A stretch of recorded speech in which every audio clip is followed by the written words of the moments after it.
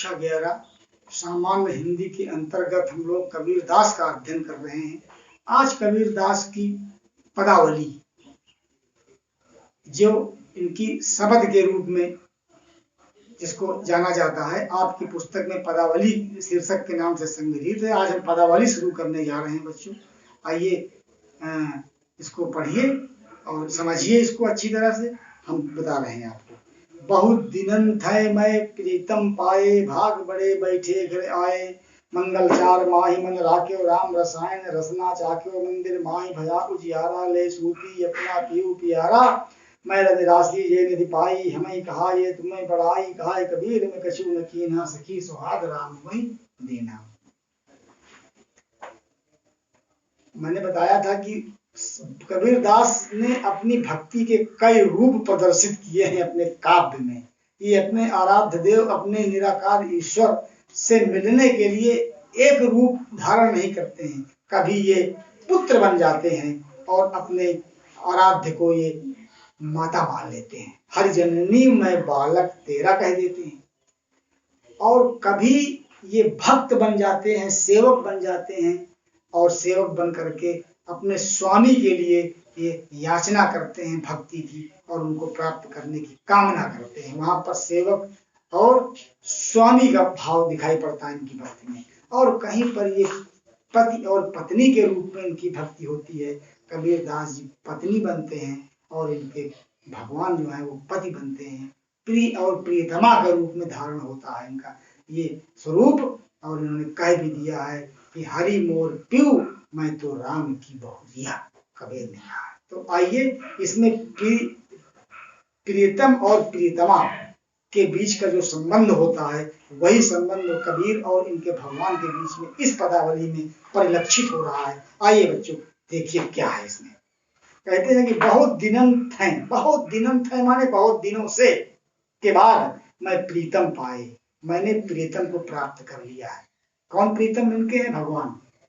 इन अपने भगवान को कहते हैं मैंने बहुत दिनों के बाद, बहुत दिनन थे, बहुत दिनों के बाद मैं प्रीतम पाए, मैंने अपने प्रीतम को प्राप्त कर लिया। भाग बड़े, बहुत बड़ी भाग्य है मेरी सौभाग्य है। क्या कि घर बैठे आए, मैं नहीं गया कहीं, मैं घर में बैठा रहा और मेरे प्रीतम मेरे पास आ गए। ये देखिए कितनी गहरी बात यहाँ पर है इस लाइन में। कहते हैं कि बहुत दिनों के बाद मुझको प्रीतम मिल गए, लेकिन बहुत बड़ी भाग्य की बात यह है कि मैं कहीं नहीं गया, मैं घर में बैठा रहा और प्रीतम मेरे घर में मेरे पास आ गए। भक्त अगर हठ कर ले कि भगवान के पास मैं नहीं जाऊंगा, भगवान को मेरे घर में आना पड़ेगा, तो बच्चों इतनी बड़ी शक्ति होती है समर्पण में और भक्ति में कि भगवान स्वयं चल करके भक्त के घर आते हैं। सबरी ने क्या किया था? सबरी जंगल में रहने वाली एक आदिवासी स्त्री थी, लेकिन उसने कहा था कि मैं कहीं नहीं जाऊंगा, मेरे राम मेरे कुटिया में आएंगे। रोज सुबह होते ही वो अपने आंचल से रास्ता बुहारा करती थी, बटोरा करती थी कि मेरे राम आएंगे इस रास्ते से। इतना बड़ा विश्वास हो देखिए कि मेरे राम जब इस रास्ते से आएंगे तो उनके पैरों में कहीं कांटा न लग जाए, साफ किया करती थी। आखिरकार फिर हुआ क्या? यही तो हुआ, भगवान हार गया, भक्त जीत गया। भक्त के प्रेम ने बरबस आकर्षण पैदा किया और खींच करके भगवान चले आए कुटिया में। वही हाल कबीरदास जी कहते हैं कि बड़ा भाग्य की बात है कि मैं कहीं गया नहीं, मैं घर में बैठा रहा, मेरे प्रियतम भगवान मेरे घर में ही आ गए, बहुत दिनों के बाद मुझको मिल गए। मंगल चार माही मन राख्यो, सबने प्रास चल रहा बच्चों। मंगल चार माही मन राख्यो, मंगल चार माने मंगल कामना, मंगलाचरण। माही मन, मन के अंदर मैंने रखा, मैंने मंगल कामनाएं रखा अपने मन के अंदर हैं। और राम रसायन रसना चाख्यो, राम रूपी रस, रसायन माने रस को मेरी रसना माने जीभ ने, चाख्यो माने चख लिया, खूब पिया, स्वाद लिया। मेरी जिह्वा ने किस रस का पान किया? राम रूपी रस का पान किया। अब ये रस मैंने बताया कि राम शब्द आ गया, ये वही उनके भगवान है। कौन राम? दशरथ के राम नहीं, ये जो रमा हुआ है निराकार भगवान का नाम इन्होंने राम दिया है। जो कण कण में रमा हुआ है, निराकार है, उसका नाम इन्होंने राम रखा अपने ईश्वर का। और राम रस रूप का ही इनकी जिह्वा ने खूब पान किया। और जिह्वा ने पान करने का मतलब क्या होता है? ये राम राम जपते रहे अपनी जिह्वा से। जिह्वा हमेशा रात दिन राम रस का पान करने का मतलब राम की रट लगाए रही और मन के अंदर मंगलाचार रहा। मंगल कामनाएं थी इनके मन के अंदर भगवान से मिलने की, और इनकी जिह्वा जो थी राम रूपी रस का लगातार पान करती रही। फिर क्या हुआ? मंदिर माही भया उजियारा। मंदिर माने घर के, माही माने अंदर, भया उजियारा माने उजाला हो गया। मंदिर का मतलब शरीर रूपी मंदिर। ये शरीर क्या? शरीर को मंदिर कहा गया है। शरीर को एक मंदिर कहा गया है। और इसके अंदर जो बैठा हुआ है आपके अंदर ईश्वर का अंश, वही इस मंदिर का भगवान होता है।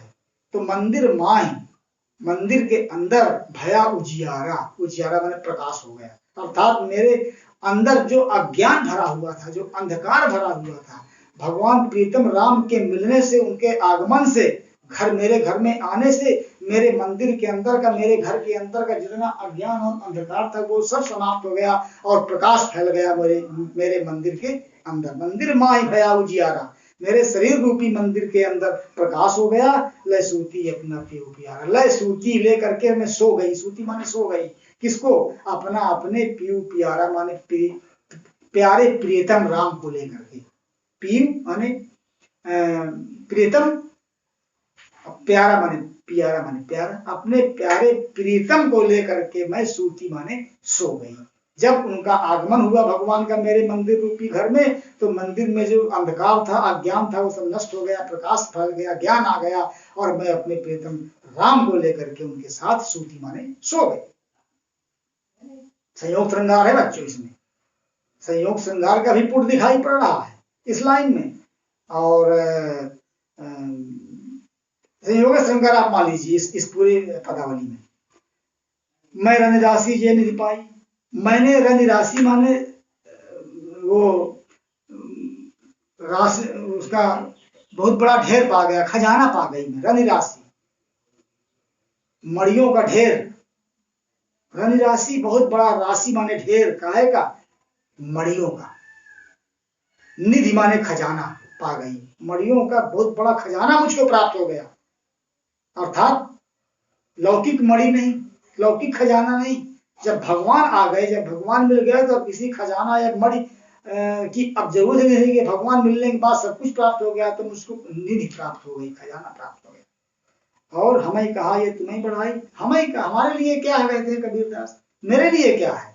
ये तुम्हें बढ़ाई, ये बढ़ाई तो तुम्ही ने दिया है, तुम्हारा ही तो बड़प्पन है। भगवान के लिए कह रहे हैं, भगवान ये मेरा इसमें कुछ नहीं है। अगर आप जैसे मड़ियों का खजाना मुझे प्राप्त हुआ, तो इसमें मेरा कुछ नहीं है, तो आपका बड़प्पन है, आपकी कृपा है कि मुझे प्राप्त हुआ। आपकी कृपा से ही मुझे प्राप्त हुआ है। कहा कबीर में कछु न कीना सखी सुहाय राम। कबीरदास जी कहते हैं कि मैंने कुछ नहीं किया, मैंने कुछ नहीं किया। कहा कबीर, कबीर कहते हैं मैं किछु कछु न कीना, मैंने कुछ नहीं किया। सखी सुहाग राम मोहिदीना। ऐ सखी, बता रहे हैं, ऐ सखी, राम ने मुझको ये सुहाग दिया है, सौभाग्य दिया है। राम ने मुझको अपना करके, राम ने मुझे अपना प्रियतमा बना करके, राम ने मुझे सुहाग दे दिया, सौभाग्य दे दिया। और मैंने कुछ अपने से किया नहीं है, ये भगवान की ही कृपा है कि उन्होंने मुझको अपना लिया। तो कबीरदास जी कहते हैं, अब आपको लिखना है, कबीरदास जी कहते हैं कि बहुत दिनों के बाद मेरे प्रीतम मुझे प्राप्त हो गए, और बहुत बड़े भाग्य की बात रही कि घर में मैं बैठा रहा और मेरे प्रीतम मेरे घर में ही आ गए। मैंने अपने मन के अंदर मंगलाचार रखा, और मेरी जिह्वा ने राम रूपी रस का लगातार पान किया। अर्थात मैं हमेशा राम राम ही रटता रहा। और इसके बाद भगवान का आगमन जब मेरे शरीर रूपी मंदिर में हुआ, तो मेरे मंदिर के अंदर का जितना अज्ञान रूपी अंधकार था वो सब समाप्त हो गया। उजियारा माने प्रकाश फैल गया। और फिर मैंने अपने प्रियतम राम को लेकर के मैं सूती माने सो गई। कबीरदास जी कहते हैं कि जो ये रणराशि खजाना, जो ये मणियों का खजाना मुझको प्राप्त हुआ है भगवान, ये मेरा इसमें कुछ नहीं है, और ये आपका ही बड़प्पन है, आपकी ही कृपा है कि मुझे आपके दर्शन हो गए। और कबीरदास जी कहते हैं कि मैंने कुछ नहीं किया, और राम ने मुझको ये सौभाग्य दिया है, मुझको अपना करके, अपना बना करके भगवान ने मुझे ये सौभाग्य प्रदान किया है। अनुप्रास अलंकार बहुत है बच्चों, इसमें लगातार करीब करीब हर पंक्ति में अनुप्रास दिखाई पड़ रहा है। अगली है बहुत इंपॉर्टेंट पदावली आ गई। संतो भाई आई ज्ञान की आंधी रे, उनकी टाटी सबे उड़ानी, माया राय न बांधी रे, दुष्टे की दुई थुनी की रानी, मोह बलेंडा टूटा, तृष्णा छान परी घर ऊपर, कुबरी का भाड़ा फूटा, जोग जुगत कर संतो बांधी, निर्चय चुए न पाड़ी, कूट कपट काया का निपसा, हर की गति जब जाड़ी, आंधी पीछे जो जल बूटा, प्रेम हरिजन भीना, कहा कबीर भान के प्रगटे उदित भय तम खीना। पूरा रूपक अलंकार से भरा हुआ एक पद है बच्चों, रूपक अलंकार बहुतायत में इसमें दिखाई पड़ रहा है, शांत रस लबालब भरा हुआ है इस पद में। तो संतो भाई आई ज्ञान की आंधी रे, ज्ञान की आंधी आ गई है। संतों से कहते हैं संतो, ऐ संत लोगों, कबीरदास जी कहते हैं कि ऐ संतो, ज्ञान रूपी आंधी आ गई है। आप जानते हैं ना, कबीर निर्गुण ब्रह्म के ज्ञान मार्ग की शाखा के कवि थे। इनका मानना था, या इस शाखा वाले जितने मानने वाले अनुयायी लोग होते हैं, भक्त होते हैं, उनका ये मानना होता है कि जब शरीर के अंदर, मन के अंदर ज्ञान प्राप्त हो जाता है, तो सारे के सारे शरीर के जितने विकार दोष होते हैं वो सब समाप्त हो जाते हैं, भगवान की प्राप्ति हो जाती है। अर्थात जब ज्ञान जब तक प्राप्त नहीं होगा तब तक भगवान नहीं मिलेंगे, और ज्ञान प्राप्त होने के बाद भगवान से सीधा साक्षात्कार साधक का हो जाता है। तो इसमें यही बात कही गई है कि ज्ञान जब प्राप्त होता है, जब ज्ञान की आंधी आ जाती है, तो फिर आंधी जैसे आती है आपके इस हमारे आपकी दुनिया में, जब आंधी जोरदार आंधी आती है तो सब कुछ अस्त व्यस्त हो जाता है, उथल पुथल मच जाती है पूरे धरातल पर, कुछ टूट जाता है, कुछ गिर जाता है, कुछ आंधी में उड़ जाता है, कुछ नष्ट हो जाता है, नुकसान होता है, और इसके बाद फिर शांति होती है, आंधी के बाद फिर शांति हो जाती है। तो इस शरीर रूपी दुनिया में आंधी आ गई है। कबीरदास जी कहते हैं, कहा है कि ज्ञान रूपी आंधी, संतो भाई आई ज्ञान की आंधी रे। कबीरदास जी कहते हैं कि हे संतो, ज्ञान रूपी आंधी आ गई है। तो भ्रम की टाटी सबे उड़ानी, माया राय न बांधी रे। जब आंधी आई तो टाटी माने होता है छप्पर। गांव में आज भी छप्पर है, तो लिंटर ज्यादा मात्रा में हो गए हैं, स्लेब पड़ने लगे, लेकिन छप्पर जो है उसको टाटी बोलते हैं। तो भ्रम की टाटी सबे उड़ानी, सारी टाटी जो पूरा का पूरा जो भ्रम का छप्पर था वो सब उड़ गया आंधी के आने से। रूपक अलंकार है, भ्रम रूपी छप्पर ज्ञान रूपी आंधी के आने से सब उड़ गया। अर्थात जब ज्ञान आ जाता है तो मन के अंदर का जितना भ्रम होता है वो सब उड़ जाता है, माने नष्ट हो जाता है। अब माया रहे न बांधी रे, जब आंधी आई तो जितनी भी माया थी अब वो बांधे नहीं बंधती है, रुकती है, वो आंधी में सब उड़ी जा रही है। ज्ञान रूपी आंधी के आने से माया, जितनी भी माया क्या है, यही सब संसार की सब माया है, जिसमें हम आप सब फंसे हुए हैं, सब लोग परेशान रहते हैं, पैसा रुपया धन दौलत लड़के बच्चे औरत, ये सब क्या है, सब माया है। इसी माया में आदमी फंसा रहता है, बंधा रहता है। तो ज्ञान रूपी आंधी के आने से सारी की सारी माया अब जो है बांधे नहीं रुकती है, वो भी उसी आंधी में उड़ी जा रही है। अर्थात जब ज्ञान प्राप्त हो जाता है तो भ्रम नष्ट हो जाता है और माया जो है वो भी सब समाप्त हो जाती है। दुष्टे की द्विथुनी की यानी दुचिते, द्विचित्त माने दुविधा। दुविधा आप एक कल्पना करना है अपने मन के अंदर, मस्तिष्क में एक चित्र बनाना है बच्चों का, एक छप्पर का, एक छप्पर का। गांव में आप लोग सब गांव ग्रामीण परिवेश में रहने वाले छात्र, सबके गांव में घर में छप्पर होते हैं। छप्पर दो तरह के होते हैं। एक छप्पर वो होता है जो एक तरफ ही उसमें ढाल होता है, पानी गिरता है, एक तरफ ऊंचा होता है, एक तरफ ढाल होता है, वो छप्पर। एक छप्पर वो होता है जो जिसके बीच में बल्ली मोटी रखी होती है और दोनों तरफ वो लटका करता है। बीच में दो बड़े बड़े खंभे रहते हैं, ऊपर बल्ली होती है और दोनों तरफ लटका करता है, जिसको गांव में कुरिया बोलते हैं, कुरिया, उसी का वर्णन है इस पदावली में। दोनों तरफ जो लटका करता है छप्पर, उसी का वर्णन। तो उसमें दुचते की दुई थूनी गिरानी, दो थूनियां लगी होती हैं बहुत मजबूत मजबूत। गांव जो बीच वाला जो बल्ली रखी होती है, जिस तरह वो छप्पर दोनों तरफ फैला रहता है, उसके दोनों तरफ उसमें क्या होते हैं, खंभा, कुछ लोग खड़ा कर लेते हैं, कुछ लोग थूनी लगा देते हैं। थूनी लकड़ी की होती है थूनी। तो दुचित्ते माने दुविधा, दुविधा रूपी दो थूनियां जो थी, वो ज्ञान रूपी आंधी के आने से वो भी गिर गई। अर्थात जब ज्ञान प्राप्त हो जाता है तो मन के अंदर जो दुविधा, संशय, अनिश्चय रहता है मनुष्य के अंदर, वो सब समाप्त हो जाता है। और जब तक किसी बात को लेकर के दुविधा रहती है, दुचित रहता है आदमी, अनिश्चय रहता है, कोई चीज का निश्चय ज्ञान नहीं हो पाता है, तब तक ईश्वर की प्राप्ति नहीं होती है। और जब ज्ञान प्राप्त हो जाता है तो मन के अंदर का जितना दुविधा है वो सब समाप्त हो जाता है। तो उसी छप्पर का रूपक बांधा गया है। छप्पर में जो दो थूनियां लगाई जाती हैं, वो दोनों काहे की थूनियां हैं, मन के अंदर की दुविधा की थूनियां हैं। वो दोनों थूनियां जो है वो गिरानी माने गिर गई। दुष्टे की दुई थूनी गिरानी, दुविधा रूपी मन के अंदर की दोनों थूनियां गिर गई ज्ञान की आंधी के आने से। और मोह बलिंडा टूटा, देखिए बलिंडा आ गया। बलिंडा माने बल्ली, जो बीच वाली बल्ली जिसमें बता रहा हूं, जो मोटी वाली बल्ली रखी जाती जिस पर छप्पर सपोर्ट पाता है, वो मोह का बलिंडा होता है, मोह की बल्ली होती है, वो टूट गई। जब ज्ञान की आंधी आई तो मोह रूपी बलिंडा टूट गया, मोह रूपी बल्ली टूट गई, दुविधा रूपी दो थूनियां जो थी वो गिर गई। अर्थात ज्ञान के आने से ये सारे के सारे मनोविकार जो है वो अपने आप सब नष्ट हो जाते हैं। तृष्णा छानी परी घर ऊपर, तृष्णा रूपी छानी, छानी छानी जो छाया जाता है छप्पर, जो तृष्णा, तृष्णा क्या होता है, तृष्णा ये होता है कि किसी इच्छाओं की पूर्ति न होना, हमेशा इच्छा बनी रहे, ये तृष्णा है, आशा बनी रहे।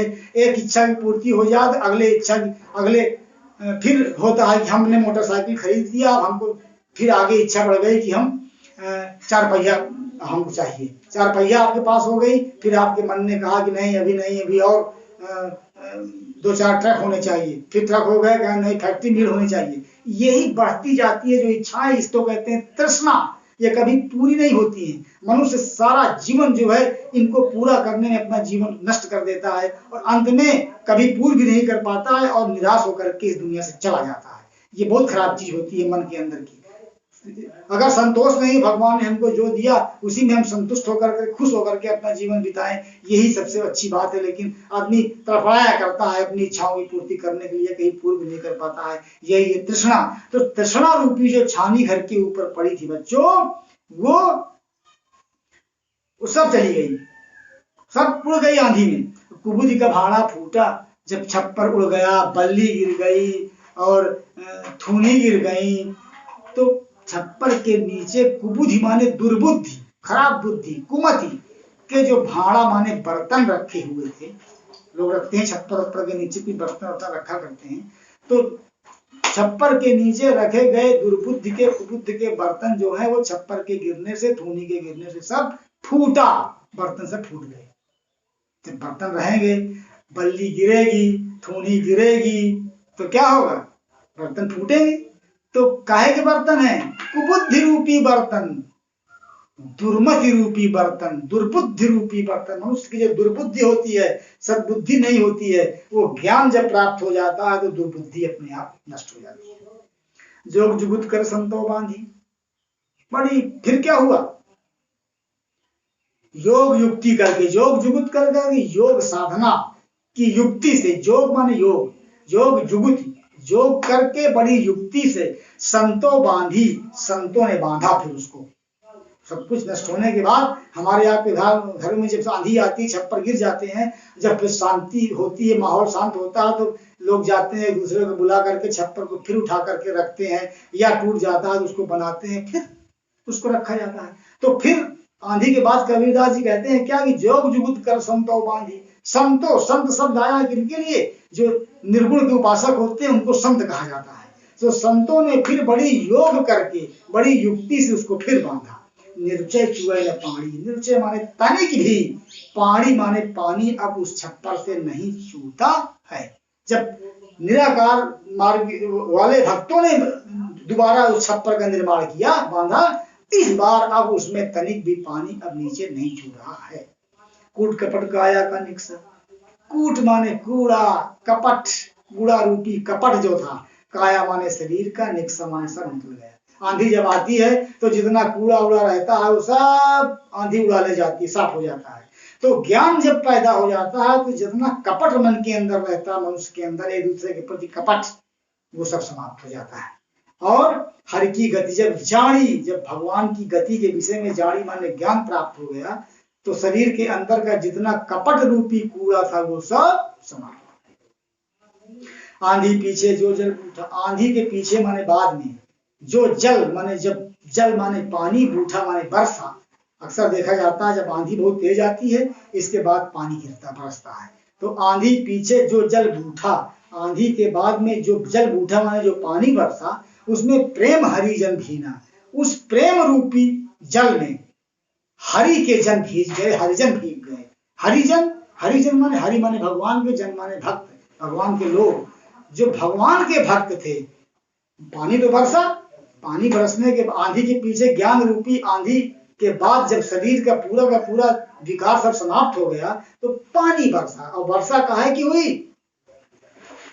प्रेम का वर्षा हुआ।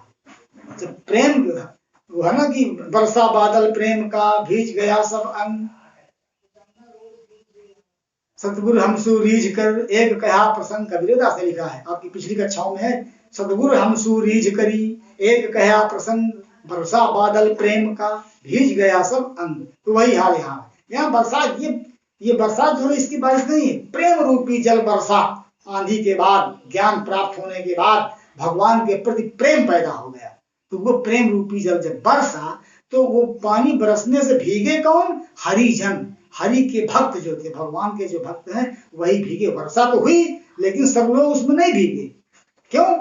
कि ये वर्षा उन्हीं के लिए कारगर हुई या उन्हीं के ऊपर हुई जो भगवान की भक्ति करते थे, जो निराकार ईश्वर की उपासना करते थे। आपको बता दूं, राम रावण का जब युद्ध हुआ, बाहर की बात बता रहा हूँ, इसी प्रसंग से संबंधित, राम रावण का जब युद्ध समाप्त हो गया तो मैदान में राक्षस तमाम मरे पड़े हुए थे और बंदर भालू भी तमाम मरे पड़े हुए थे। तो भगवान ने इंद्र से कहा, इंद्र भी आए, सब देवता लोग आए, स्तुति करने लगे। तो भगवान ने इंद्र से कहा कि भाई देवराज, मेरे जिन बंदरों और राक्षसों ने मेरे लिए अपने शरीर का परित्याग कर दिया, न्यौछावर कर दिया, मैं उनको कुछ दे न सका, तो कम से कम अमृत की वर्षा कर दो, और अमृत की वर्षा करो, ये सब जीवित हो जाए। इंद्र ने तुरंत वर्षा शुरू करवा दिया, पूरे युद्ध स्थल पर अमृत की वर्षा हुई। वो अमृत देवताओं के ऊपर भी पड़ा, लेकिन और वो अमृत राक्षसों के ऊपर ही पड़ा, क्योंकि सब लाशें पड़ी हुई थी उसी में। मगर सुधा वृष्टि भई दुह दल ऊपर, जिये भालू कपि नहीं रजनीचर, तुलसी ने लिख दिया मानस में। सुधा वृष्टि तो दोनों दल के ऊपर हुई अमृत की वर्षा, लेकिन जिये भालू कपि, भालू और बंदर तो जी गए, नहीं रजनीचर, राक्षस नहीं जीवित हुए। क्यों? कि भगवान के प्रति उनके अंदर कोई प्रेम ही नहीं था। वही हाल यहाँ पर हो रहा है कि प्रेम की जल की वर्षा तो हुई ज्ञान की आंधी के आने के बाद, लेकिन उसमें भीगे कौन? हरि के जन, अर्थात भगवान की भक्ति उसमें भीगे। कहा कबीर भान के प्रत्यय, कबीरदास जी कहते हैं इसके बाद फिर क्या हुआ होता है? आंधी आती है, आंधी के बाद पानी बरसता है, पानी बरसने के बाद थोड़ी देर में भानु प्रकट हो जाता है, अर्थात सूर्योदय हो जाता है, सूर्य निकल आता है। कहा कबीर भानु के प्रत्यय, कबीर कहते हैं कि भानु के उदय होने पर, प्रगटे माने उदय होने पर, सूर्य के होने पर, उदित भया तम खीना, सारा का सारा, तम माने अंधकार जो है, उदित होने पर, खीना मान क्षीण, नष्ट हो जाता है। सूर्य के उदय होने पर सारा का सारा अंधकार नष्ट हो जाता है। आंधी के समय जो अंधकार छाया हुआ था, पानी बरसने के बाद जब सूर्य निकलता है तो सारा अंधकार नष्ट हो जाता है। उसी प्रकार से जब ज्ञान का सूर्य उदित हो जाता है तो सारा का सारा अंधकार, मन के अंदर का अज्ञान जो है वो नष्ट हो जाता है। बच्चों, एक चीज के प्राप्त होने से सारे के सारे मनोविकार इसमें नष्ट हो रहे हैं। केवल ज्ञान प्राप्त हो जाएगा। ज्ञान प्राप्त होने के बाद क्या होता है? भ्रम है, माया है, दुविधा है, मोह है, तृष्णा है, दुर्बुद्धि है, कपट है, और ये जितनी भी चीजें हैं ये सब नष्ट हो जाते हैं जब हमको ईश्वर के प्रति ज्ञान पैदा हो जाता है। और ये ज्ञान कराने वाला कौन होता है? सद्गुरु। और ये कबीरदास जी कहते हैं कि जब ज्ञान की आंधी आती है तब ये होता है। बच्चों अब आप लोग जो है इसको अच्छी तरह से लिखिएगा। इसमें अनुप्रास अलंकार बहुत है, रूपक का तो पूरा का पूरा पद ही रूपक में बांधा गया है, और ये है लक्षणा शब्द शक्ति है, और मुक्तक शैली है, और शांत रस है। इसमें पूरे में पूरे शांत रस है। भाषा सदुपकड़ी है। ये छंद जो है वे पद हैं, गे पद हैं, सब ये गाए जाते हैं। बस।